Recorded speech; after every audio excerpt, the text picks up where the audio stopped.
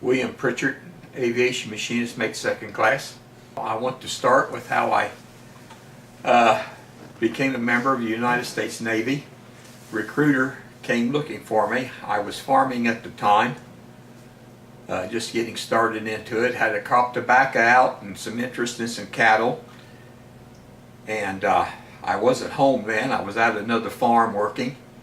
And my mother told the recruiter to tell her when he would be back in that section of Ohio, and she would have me here. And that's what happened. And I talked to some of my uncles who had been in World War II, and they strongly recommended the Navy for me. So that's why I enlisted in the Navy. I went in on a 120-day delayed plan, went on active duty in March of 1966, went through boot camp, got orders straight out of the boot camp to the USS America. They flew me over to Rota, Spain, then on to Naples, Italy, and I finally caught up with the America on its last port of its first cruise. And when I got there, I really couldn't believe the size of it. I'd never seen an aircraft carrier before. And for someone from landlocked Ohio, except you see something on the Ohio River, it was pretty amazing, to say the least. A few days later, after getting aboard, I got assigned to the hangar deck division, V3. Went there, we rode back to the States. In V3 division, they kind of showed me the ropes, how we tied down aircraft, moved aircraft on the hangar deck, and additional duties we had fire watches to stand, and if needed we could go to the flight deck to help.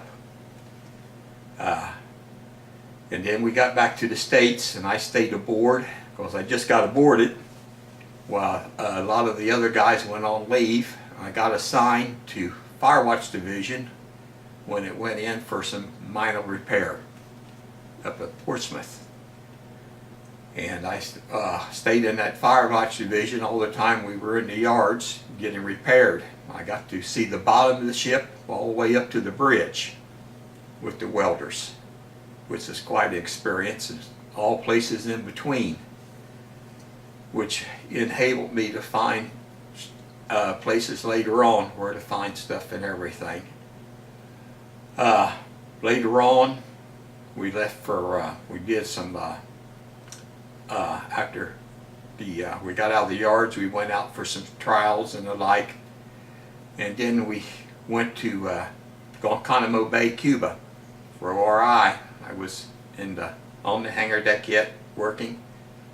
One of my memorable times was I was up in the conflag station on a fire watch when one of the guys flew a flare in under the aircraft, and you had to announce there was a fire on the hangar deck and go through all the procedure. Well, it just so happens my division officer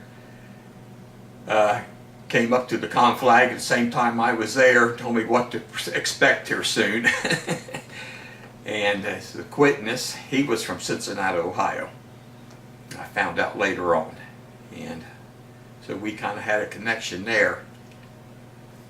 But that was one of the most things I remember there about being down there at Gitmo Bay. Besides, there was a hurricane came through there at the same time, and we had to leave real quick. So, and come back and finish up. But then we went back to Norfolk, and we did some carrier qualifications and stuff like this before we left for the Mediterranean in early '67. And I made that whole '67 cruise.